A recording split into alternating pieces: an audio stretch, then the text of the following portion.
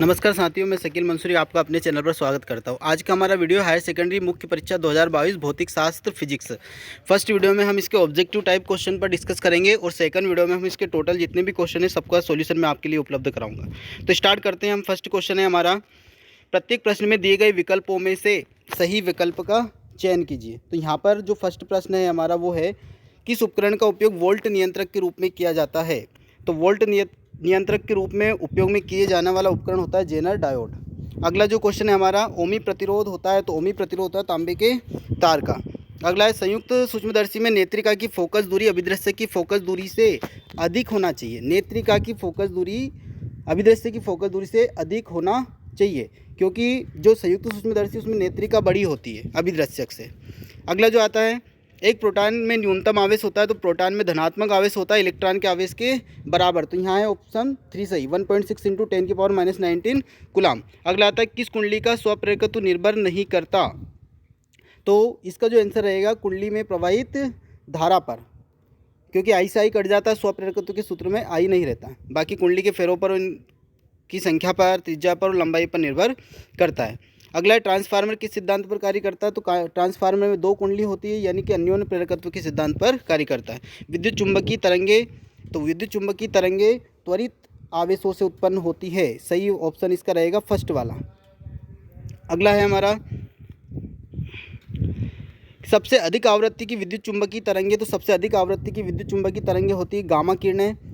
धारावाही परिनलिका की भांति व्यवहार करती है। तो धारावाही परिनलिका दंड चुंबक की भांति व्यवहार करती है, क्योंकि यहाँ पर धारावाही परिनलिका इस प्रकार से होती है और यहाँ फेरों की संख्या होती है। तो ये एक प्रकार का चुंबकीय क्षेत्र बन जाता है, यानी दंड चुंबक की तरह कार्य करता है।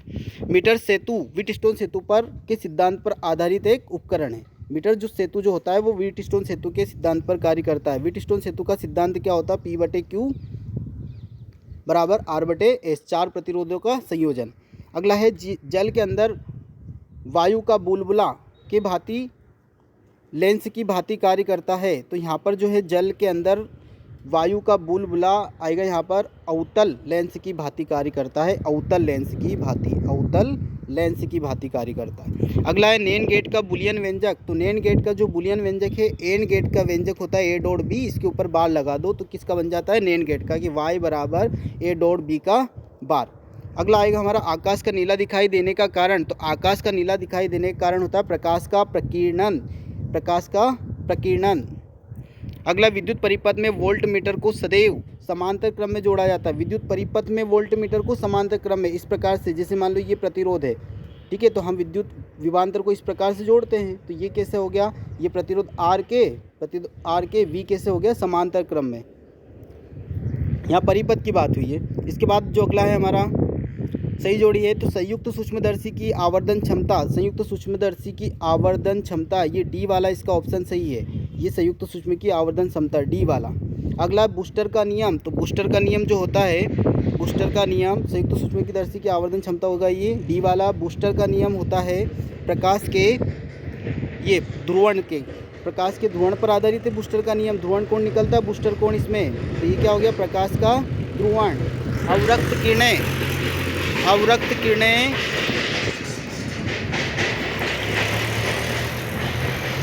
अब आता है हमारा अवरक्त किरणें। अवरक्त किरणें का जो प्रयोग किया था वो किया था हर्शेल ने। तो इसका आएगा F, अवरक्त किरणों की खोज की थी हर्शेल ने। इलेक्ट्रॉन वोल्ट होता है ऊर्जा का मात्रक।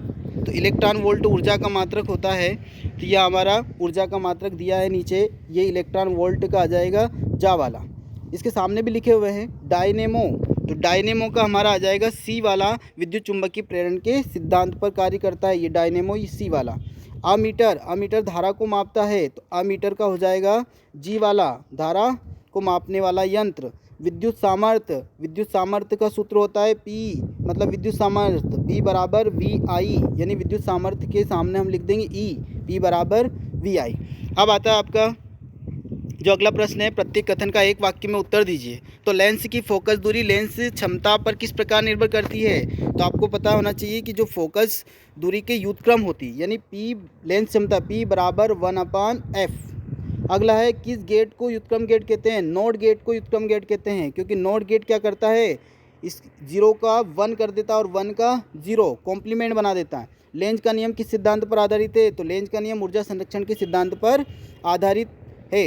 ये एक क्वेश्चन भी है। देहली आवृत्ति क्या है? तो देहली आवृत्ति क्या होती है? किसी धातु की सतह से इलेक्ट्रॉन को उत्सर्जन करने के लिए आवश्यक न्यूनतम ऊर्जा, किसी धातु की सतह से इलेक्ट्रॉन को उत्सर्जित करने के लिए आवश्यक न्यूनतम ऊर्जा को देहली आवृत्ति कहते हैं। अगला है, खगोलीय दूरदर्शी की आवर्धन क्षमता कैसे बढ़ाई जाती है? तो खगोलीय दूरदर्शी की आवर्धन क्षमता को अभिदृश्य की फोकस दूरी FO को बढ़ाकर, अभिदृश्य की फोकस दूरी FO को बढ़ाकर और नेत्रिका की फोकस दूरी को कम कर कर, नेत्रिका की कम करना है, अभिदृश्य की बढ़ाना है, अभिदृश्य की बढ़ाना है और नेत्रिका की कम करना है। तो खगोलीय दूरदर्शी की आवर्धन क्षमता कैसे बढ़ाई जा सकती है? इसमें हमें लिखना था कि खगोलीय दूरदर्शी के अभिदृश्य की फोकस दूरी को बढ़ाकर और नेत्रिका की फोकस दूरी को कम कर कर। अगला आता है, कुचालक माध्यम की उपस्थिति का विभव पर क्या प्रभाव पड़ता है? तो कुचालक माध्यम की उपस्थिति में विभव का मान कम हो जाता है, क्योंकि कुचालक में जो माध्यम हम यहाँ के लेते हैं पराविद्युतांक, तो के की वैल्यू बढ़ जाती है तो वी का मान क्या कम हो जाता है। अगला, विस्थापन धारा किस कारण उत्पन्न होती है? तो जो विस्थापन धारा होती है वो विद्युत चुंबकीय क्षेत्र में परिवर्तन, विद्युत चुंबकीय क्षेत्र में अर्थात विद्युत फ्लक्स में परिवर्तन के कारण उत्पन्न धारा को विस्थापन धारा कहते हैं। अब आते हैं जो ओम का नियम और ये बड़े वाले क्वेश्चन है, इसका मैं सेकंड वीडियो बनाऊंगा। वीडियो अच्छा लगे तो लाइक कीजिए, चैनल को सब्सक्राइब कीजिए, अपने दोस्तों को शेयर कीजिए। इस चैनल पर मैं आपको फिजिक्स की क्लास भी लेता हूँ, 11-12 का फिजिक्स भी पढ़ाता हूँ और जितने भी क्वेश्चन आते हैं उसका एनालिसिस भी आपको करके दिया जाता है। Thank you for watching.